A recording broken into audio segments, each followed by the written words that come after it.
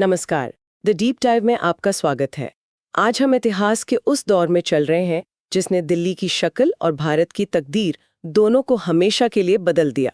हम बात कर रहे हैं दिल्ली सल्तनत की। हाँ, और खास तौर पर इसकी बुनियाद रखने वाले पहले राजवंश की, जिसे हम गुलाम वंश के नाम से जानते हैं। बिल्कुल।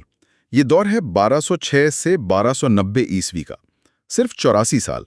लेकिन इन 84 सालों में इतनी उठापटक हुई कि आने वाली कई सदियों के लिए राजनीति का मिजाज तय हो गया। और यहाँ सिर्फ राजाओं और लड़ाइयों की बात नहीं होगी, ये कहानी है सत्ता के बदलते मतलब की। सही कहा। आज हम देखेंगे कि कैसे सुल्तान का पद एक सेनापति की भूमिका से शुरू होकर धीरे धीरे खुद को धरती पर खुदा की परछाई बताने तक पहुंचा। सत्ता के इस बदलते रूप की कहानी ही असल में गुलाम वंश की असली कहानी है। और यही आज हमारा मिशन भी है। हमारे पास जो स्रोत हैं उनके आधार पर हम इस राजवंश की स्थापना, इसके उतार चढ़ाव और इसके पतन को इसी नजरिए से समझेंगे। तो फिर कहानी की शुरुआत कहाँ से करें?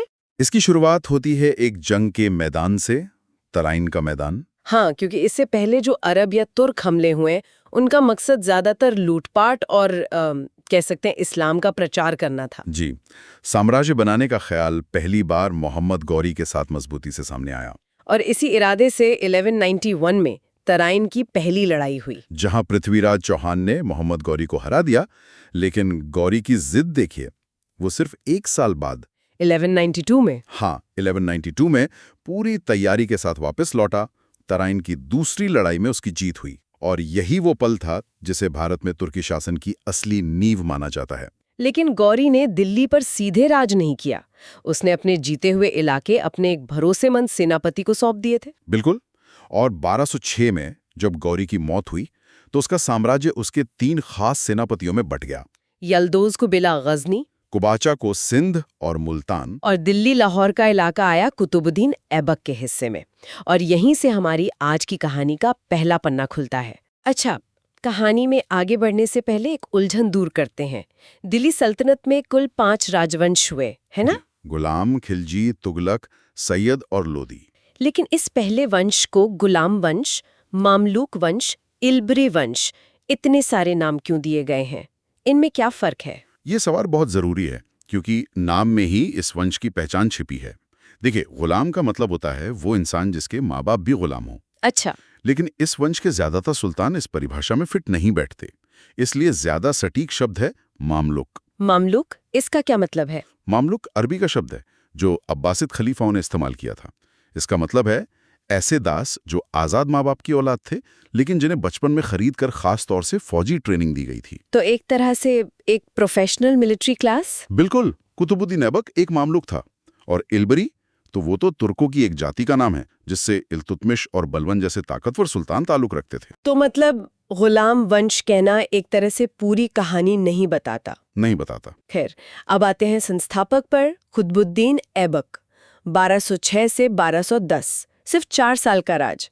लेकिन ये अजीब बात है कि जिस इंसान ने इस वंश की नींव रखी, हमारे स्रोत बताते हैं कि उसने खुद को कभी सुल्तान कहा ही नहीं। ऐसा क्यों? क्योंकि ऐबक खुद को दिल्ली का बादशाह नहीं, बल्कि मोहम्मद गौरी का प्रतिनिधि, मतलब सिपह सालार मानता था। अच्छा। उसने कभी अपने नाम के सिक्के नहीं चलाए, ना ही अपने नाम का खुतबा पढ़वाया, जो सुल्तान बनने की 2 सबसे बड़ी शर्तें थीं। और राजधानी भी दिल्ली नहीं थी? नहीं, उसने लाहौर से ही शासन किया। उसकी उपाधियां भी मलिक और सिपह सालार ही थीं। तो वो एक तरह से गौरी की विरासत को ही आगे बढ़ा रहा था। लेकिन उसके सामने यल्दोज और कुबाचा जैसे दुश्मन भी तो थे। उनसे कैसे निपटा? तलवार की जगह उसने कूटनीति का इस्तेमाल किया, वैवाहिक संबंध बनाए। मतलब? उसने अपनी बहन की शादी कुबाचा से कर दी और खुद यल्दोज की बेटी से शादी कर ली। इस तरह उसने रिश्तेदारियां बनाकर अपने दुश्मनों को शांत रखा। उसकी दरियादिली के भी बहुत चर्चे थे। लाख बख्श की उपाधि भी थी। हाँ, लाख बख्श यानी लाखों का दान देने वाला। और उसका अंत भी बड़ा अचानक हुआ। जी, 1210 में लाहौर में चौगान यानी आज का हॉर्स पोलो खेलते हुए वो घोड़े से गिर गया और उसकी मौत हो गई। अपने छोटे से शासन में भी उसने कुछ शानदार इमारतें बनवाई। हाँ, दिल्ली में कुव्वतुल इस्लाम मस्जिद और अजमेर में 2.5 दिन का झोंपड़ा। और सबसे मशहूर कुतुब मीनार की नींव भी सूफी संत ख्वाजा कुतुबुद्दीन बख्तियार काकी की याद में उसी ने रखी थी। ऐबक की मौत के बाद गद्दी को लेकर सवाल फिर से खड़ा हो गया। क्या उसके बेटे ने सल्तनत संभाली? उसके बेटे आराम शाह ने कोशिश तो की, लेकिन वो बहुत ही अयोग्य शासक था। तो टिक नहीं पाया होगा। बिल्कुल नहीं। सिर्फ 8 महीने में ही तुर्की अमीरों को समझ आ गया कि उससे काम नहीं चलेगा। तब उन्होंने ऐबक के दामाद इल्तुतमिश को, हाँ, उस वक्त बदायूं के गवर्नर इल्तुतमिश को दिल्ली आने का न्योता दिया। इल्तुतमिश ने आकर आराम शाह को हराया और गद्दी पर कब्जा कर लिया। और यहाँ से कहानी में आते हैं शमसुद्दीन इल्तुतमिश, जिनका राज 1211 से 1236 तक रहा। इन्हें दिल्ली सल्तनत का असली संस्थापक कहा जाता है।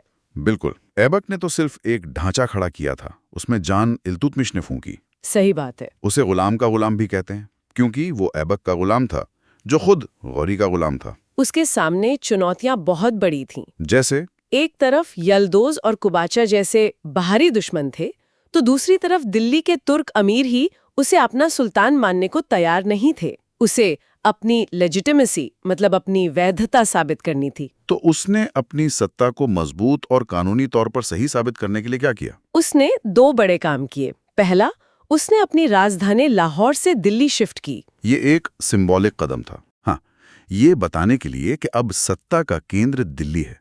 दूसरा और सबसे जरूरी, उसने 1229 में बगदाद के खलीफा से मान्यता हासिल की। अच्छा। खलीफा ने उसे सुल्तान आजम यानी महान सुल्तान का खिताब दिया। इससे उसकी सल्तनत को क्या कहते हैं, इस्लामी दुनिया में कानूनी पहचान मिल गई। तो इल्तुतमिश के सामने एक बिल्कुल नई सल्तनत थी, लेकिन उसे चलाने का कोई सिस्टम नहीं था। उसे सेना को संबोधित करना था, सरदारों को खुश रखना था और खजाना भी भरना था। और उसने इन समस्याओं को बहुत ही समझदारी से सुलझाया। कैसे? उसने एक साथ 3 मोर्चों पर काम किया, और यही उसकी सबसे बड़ी कामयाबी थी। सरदारों को काबू में रखने के लिए उसने बनाया तुर्काने चहलगानी या दल चालीसा। ये उसके 40 सबसे वफादार तुर्की गुलाम सरदारों की एक टीम थी। बिल्कुल। खजाने और फौज के लिए उसने इक्ता प्रणाली शुरू की, और सल्तनत की अर्थव्यवस्था को एक शक्ल देने के लिए उसने पहली बार स्टैंडर्ड सिक्के चलाए। ये सिर्फ सुधार नहीं थे, ये एक साम्राज्य की बुनियाद के 3 सबसे मजबूत पत्थर थे। आप कह सकती हैं। इक्ता प्रणाली को थोड़ा और समझते हैं। ये सिर्फ सैलरी देने का एक तरीका नहीं था, इसके पीछे कोई बड़ी रणनीति भी थी। हाँ, ये एक बहुत ही चालाक राजनीतिक कदम था। इसमें सैनिकों और अधिकारियों को कैश सैलरी की जगह जमीन का एक टुकड़ा यानी इक्ता दिया जाता था, और वो उस इलाके से टैक्स वसूलते थे। जी, जिससे उनका और उनकी सेना का खर्च चलता था। इसका सबसे बड़ा फायदा ये हुआ कि सुल्तान ने अपने सबसे शक्तिशाली सरदारों को दिल्ली से दूर अलग अलग इलाकों में भेज दिया। इससे दिल्ली में उनके संगठित होकर साजिश करने का खतरा कम हो गया। बिल्कुल। और दूर दराज के इलाकों पर भी सल्तनत का कंट्रोल मजबूत हुआ। और सिक्के, उसने सिक्कों में क्या बदलाव किया? उसने सल्तनत में पहली बार शुद्ध अरबी स्टाइल के सिक्के चलाए।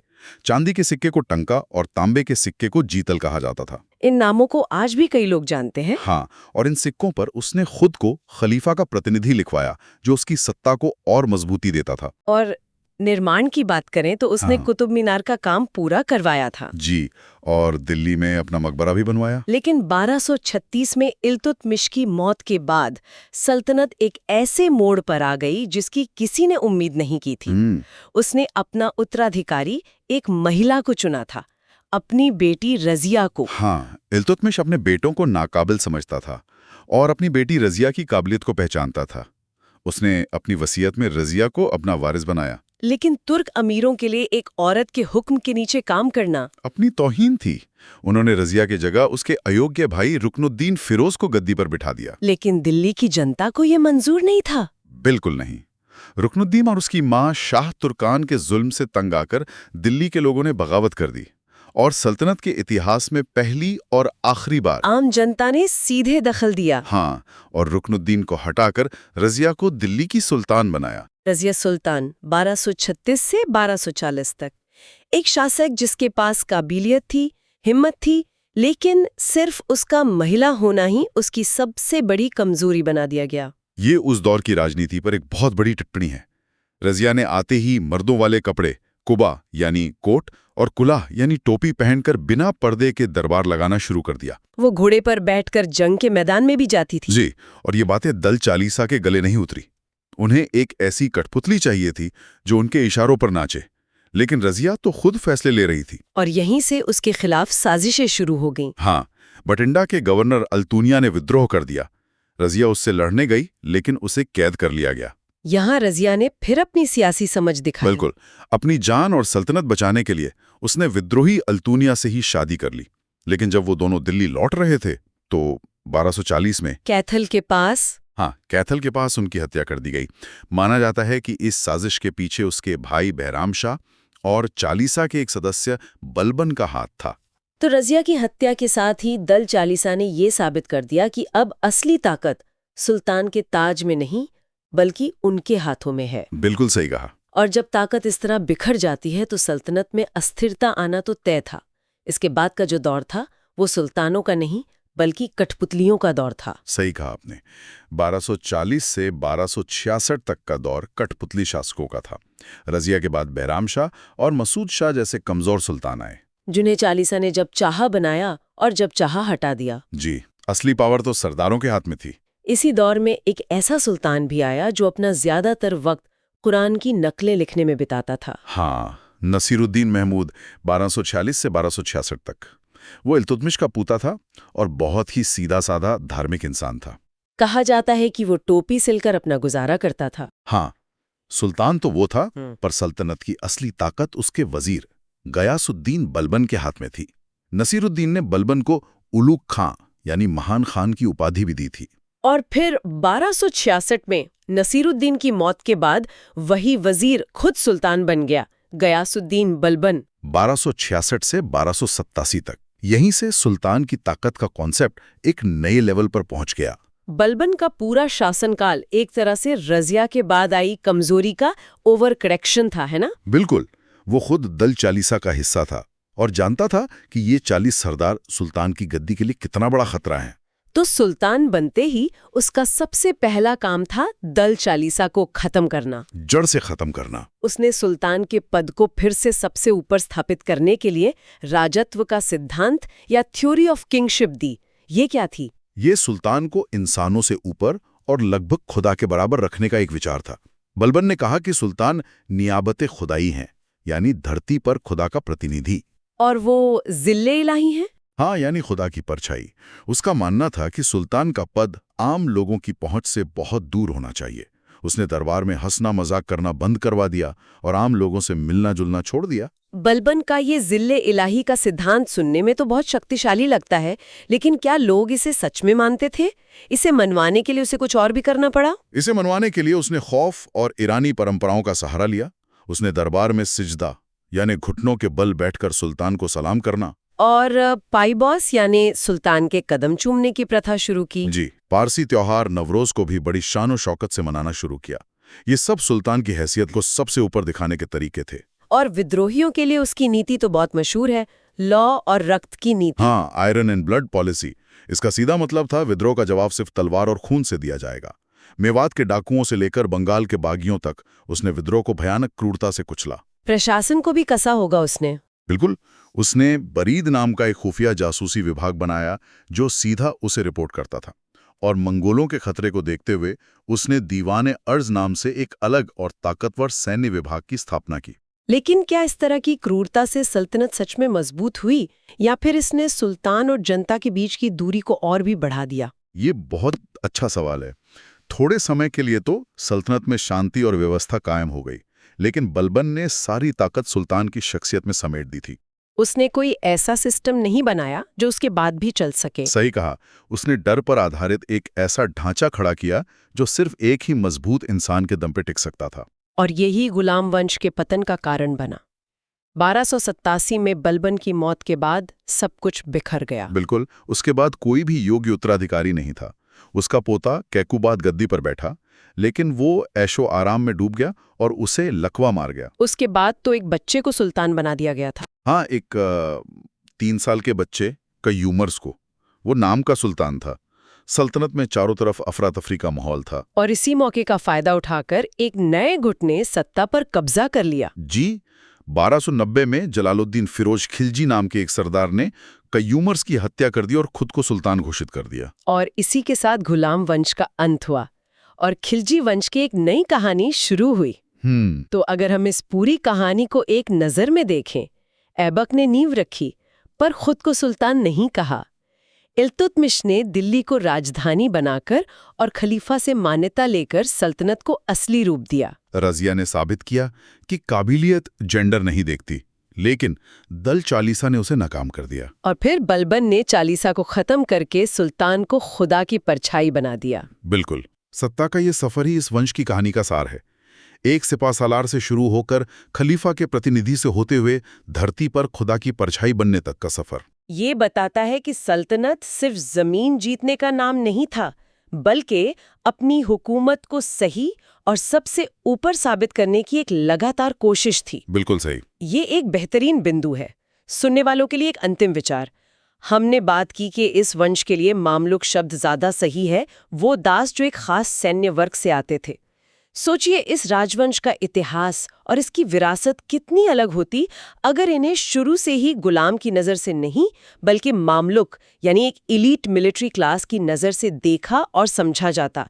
क्या एक नाम वाकई किसी की पूरी कहानी बदल सकता है? इस पर सोचिएगा जरूर।